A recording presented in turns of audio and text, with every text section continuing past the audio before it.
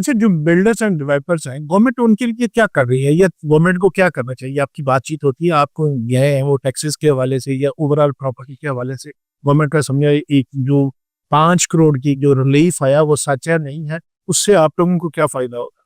अच्छा, मैं आपको बताऊं लाला जी के अभी पिछला जो एक सिनेरियो गुजरा है ना, मैं समझता हूँ कि पाकिस्तानी तारीख में बदतरीन किस्म का डाउनफॉल आया।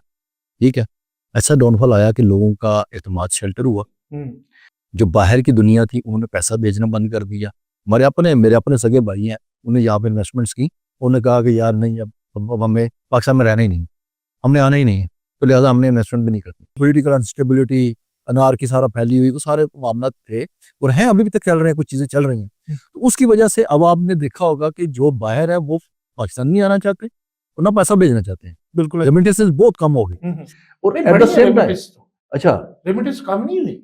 ये सुना है इस दौर में ये जो दिसंबर में रेमिटेंस हुई है, ये पिछले साल से ज्यादा हुई है। आर्टिफिशियल सर रिपोर्ट है, नहीं आर्टिफिशियल तो नहीं है लेकिन हुई है बहरहाल। हुई होंगी, लेकिन ये है कि जो अक्सर में रेमिटेंस होती है दो तरह की। एक आपकी रेमिटेंस है इन्वेस्टमेंट कम हुई। इन्वेस्टमेंट। हाँ, एक तो मैं लोग जो देखें, जो आपका अगर बेटा बाहर है तो उसने बाप को पैसे भेजने हैं, भेजने जो बहन को पैसे भेजने ठीक है। वो उसकी नहीं बात कर रहा। मैं बात कर रहा हूँ आपकी जो इन्वेस्टमेंट के लिए आनी, ठीक है, वो नहीं हुई। दूसरा जो पैसा यहाँ पे मौजूद है, जिनके पास पैसा था उन्होंने इन्वेस्टमेंट प्रॉपर्टी में करना, तो वो नहीं कर रहे, बाहर लेके जा रहे। ठीक है। तीसरा ये हुआ कि जो हमारा इंटेलेक्चुअल है या स्किल है या ब्रेन ड्रेन हो रही है, ठीक है ना, वो कहता है जी आप देखें, ये मैंने मशरूम की तरह ये दफ्तर खुले हुए हैं बाहर भिजवाने वाले जी, कि जनाब आए बाहर भिजवाते हैं, स्टडी वीजा या किसी तरह से कहते हैं हमें बाहर भिजवा दें। मैं हैरान हो गया, 20,000 लोग इस वक्त डंकियां लगा के बाहर जाने की तैयारी में मुख्तलिफ जगहों पे फंसे हुए हैं।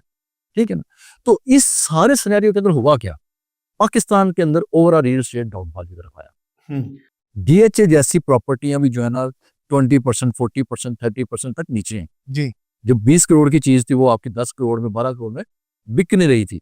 वजह ये कि हर कोई तो आ रहा है और वो कह रहा है जी बस मुझे बेचना है। तो जब 10 बंदे आ रहे हैं बेचने के, तो देने वाला कोई नहीं है।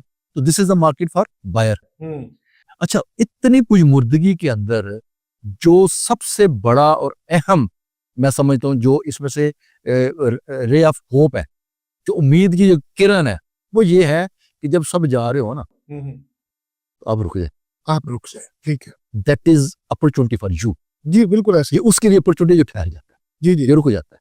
ठीक है ना, अगर कीमतें कम हो रही है, आपको पैसा पड़ा लगा दे, प्रॉपर्टी में लगा दे, बिल्कुल ऐसे। This is the time, buying time यही है ना, बाइंग टाइम यही होता है। और ये वो लोग जो सस्टेन कर सकते हैं, ले सकते हैं। देखिए, ऐसा हो नहीं सकता कि 24 करोड़ की हमारा मुल्क है, 24 करोड़ का मुल्क कितना बाहर चला जाए। अच्छा, मजे की बात बताऊं, इसी से रेलेवेंट एक बात कि पाकिस्तानी जो खुद है वो बाहर जाए छोड़ के जी हम बाहर के मुल्कों में जाके, और बाहर वालों के लिए ये बहुत अच्छी मार्केट है, वो यहाँ आ रहे हैं इन्वेस्टमेंट कर, यहाँ से पैसा कमा के लेके जाए। ऐसे ही है, बड़ी बड़ी टेक कंपनियां आप देख रहे हैं, बड़े बड़ी एप्स आ रही हैं, यहाँ से पैसा कमा रही है और लेके जाए। तो मैं यही कह रहा हूँ कि this is the golden time.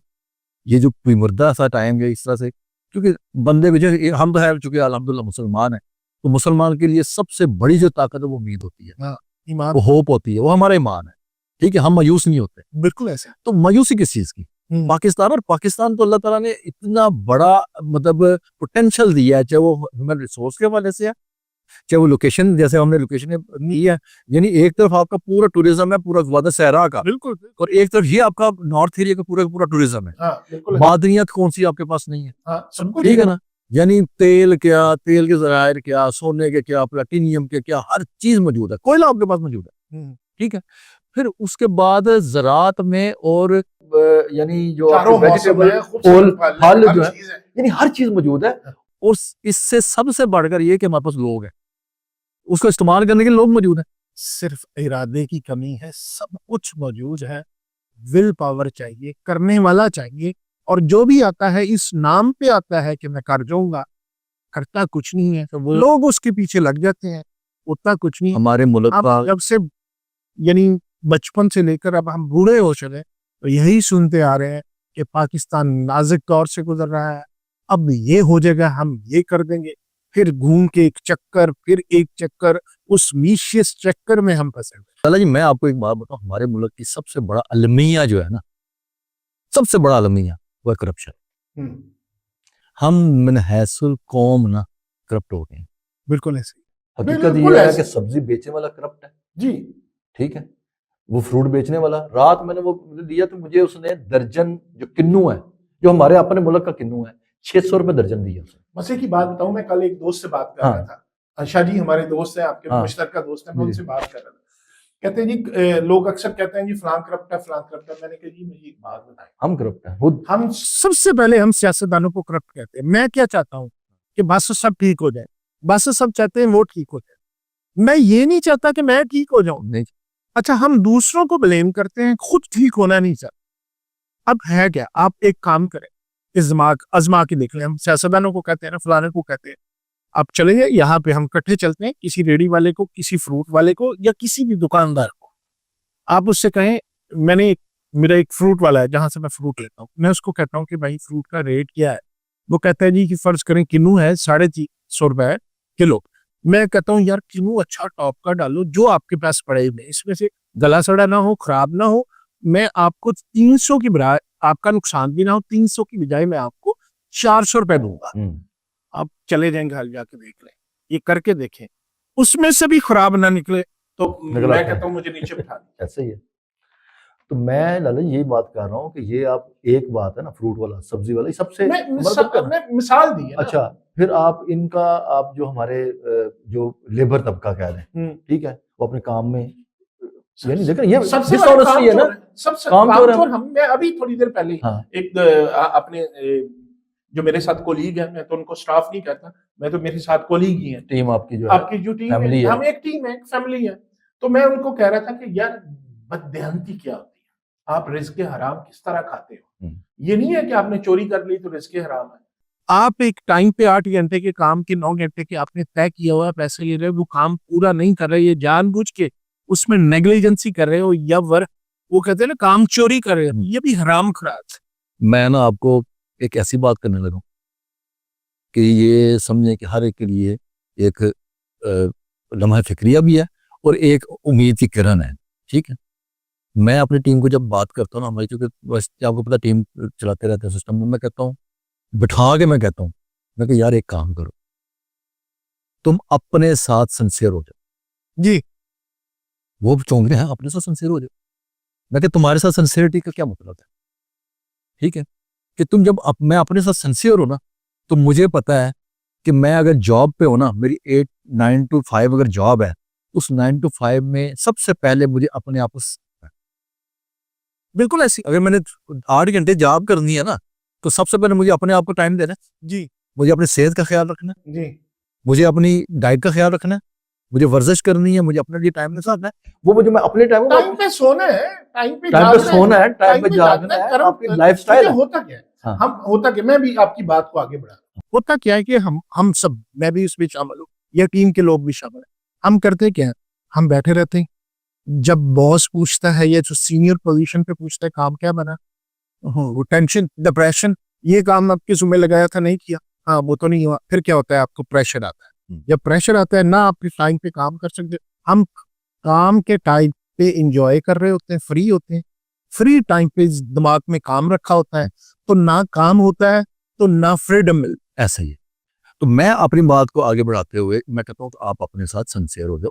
आपकी सिंसियरिटी सबसे पहले ये है कि आप अपने जिस्म को सेट रखो। जी, ठीक है।